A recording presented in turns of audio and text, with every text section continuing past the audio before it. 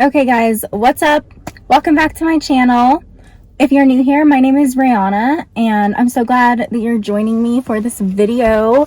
So this is gonna be my first video of like a series that I'm gonna do. So I'm kind of trying to challenge myself to date myself, I guess. I'm trying to, love myself and show myself the love that I know that I deserve and that I really don't show myself. Honestly, I honestly really treat myself pretty badly. So, I'm trying to just challenge myself to not treat myself bad. Anyways, today, I am in like one of the most beautiful spots I've been in a while. I love the outdoors. I love national parks. Me and my family have visited like quite a few national parks over the years. So yeah, it looks super beautiful. And there's actually quite a few people here hiking. There's like a couple different parking lots that are like connected to the different trails here. So the parking lot over there is pretty busy, but I'm parked like next to the bathroom where it's not so busy. Okay, so this is my first date with myself, and I didn't want it to just be like drive myself somewhere new, pick myself up like food and coffee, whatever. That's a great date, but when you're on a date with another person, you don't just sit in the car and say nothing. And obviously I'm talking to the camera and whatever I'm talking, but like I wanted something to talk about. So I also brought my journal.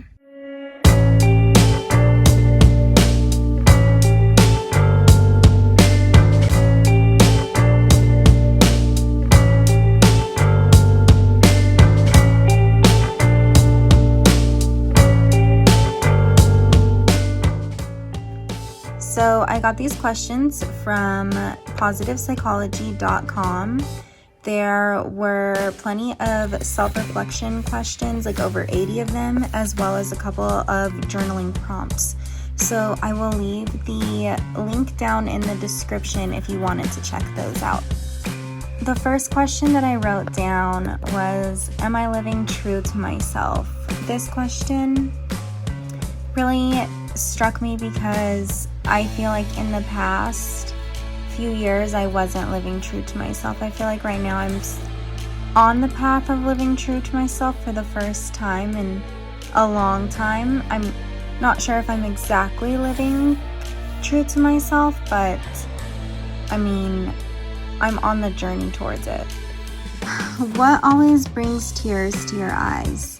And then in parentheses, on the website it says, Paulo Coelho has said, tears are words that need to be written. And Paulo Coelho is actually the author of The Alchemist, which I read that right after graduation. I got it for my high school senior graduation, and it really set the tone for the past few years of my life. Like, that book is kind of like the reason I am the way I am today. That book and Candide by Voltaire both really just like, I don't know, they just set like my philosophy and changed who I was, or just shaped who I am, kind of.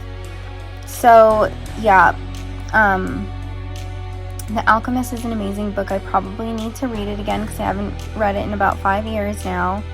But this question really struck me because, there are quite a few things that always bring tears to my eyes, honestly. I'm a very emotional person. I cry really easily, but one thing as of lately that's been super difficult for me from this year is just about my cousin. Like, anytime I think about him or talk about him, it pretty much brings tears to my eyes.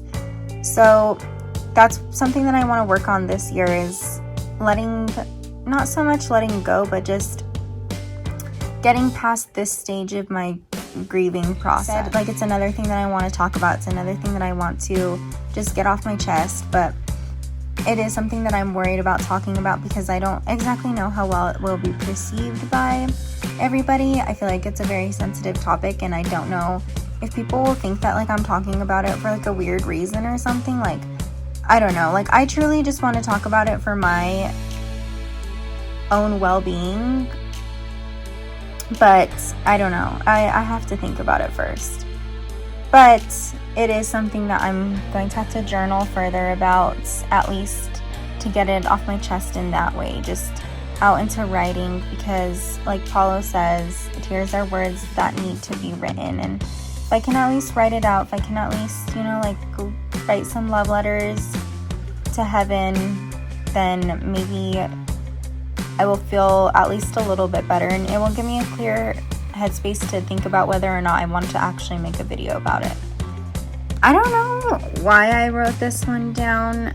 I guess it's because I always think that I know who I am, but then it changes. I think it's hard because I just have a very like open personality. Like I'm very open to different experiences and different ways of life and just different aesthetics. Like I always feel like people kind of take me as like a poser, but like I'm not.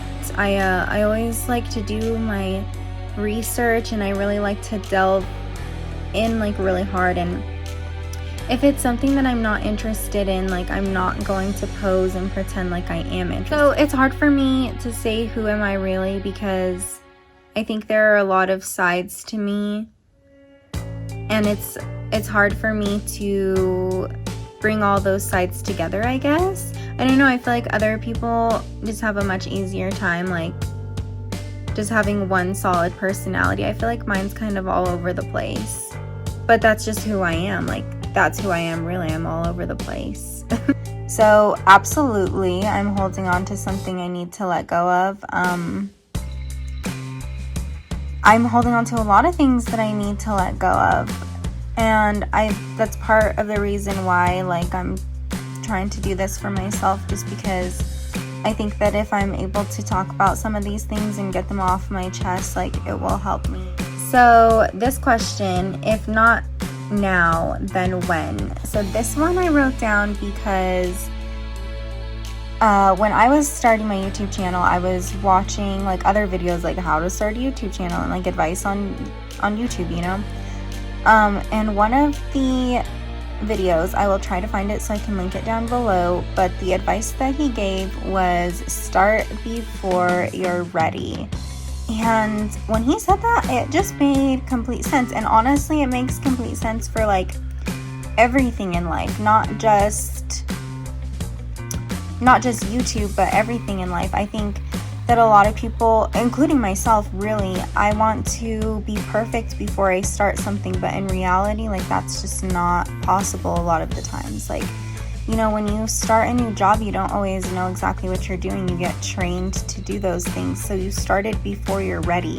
And like, so just like anything else, a hobby or YouTube, whatever it may be, you want to, I don't know, you just want to start before you're ready. Like you're never going to be ready. Like if not now, then when? Because you're never going to be ready. You just have to start. If not now, then when? You're not going to start if you don't start now.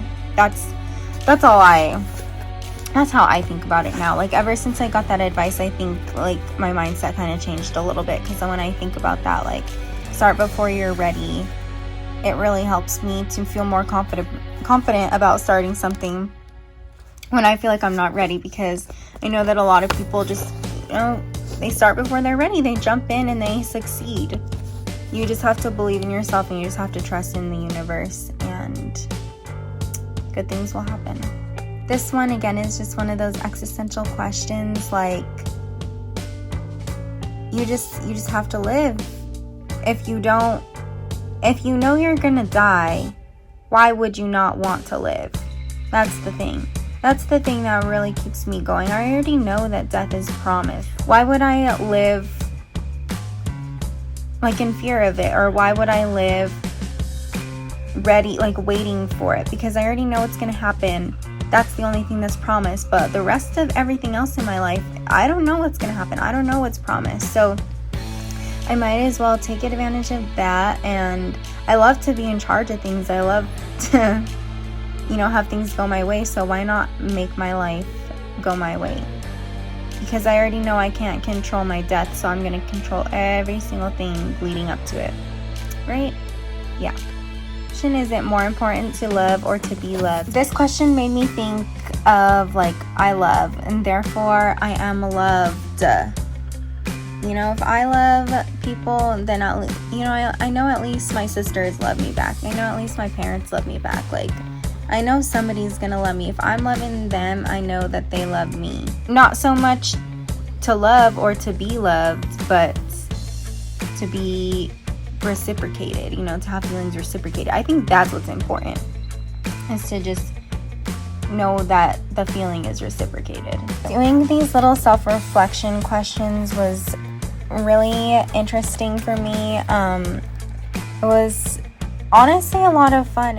It just helped me to see a little bit more of myself, and it did help me to feel like just more grounded and more like confident in myself, I guess. It also gave me insight into the things that I need to think about and write about and work on and stuff like that. So that was also really good for me, honestly. There are some questions that I didn't really address too strongly that I'm sure I will journal about later on, or maybe I will even go in depth more with them, like on another date with myself. Maybe I'll really like choose one to just like really go into and have an emotional time with. I don't know. But either way, it was a lot of fun, and I'm really glad that I chose to do this with myself. And I would recommend other people doing it as well, because like I said, it was just really eye-opening, comforting, and it really helped with my self-confidence. When you go out on a good date with someone, you kind of have like an afterglow for a couple of days, and that's how I felt with this date with myself, because I felt really beautiful. I got some beautiful pictures. Yeah, thank you so much for joining me on my first date with myself. I hope that it inspires you guys to show yourself a little bit of self-love. And if you do, like, let me know what you did for yourself.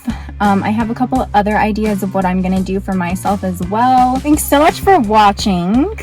And if you liked the video, of course, leave it a like, leave me a comment, and also subscribe if you'd like to see more of my beautiful face. And I'll see you guys in the next video.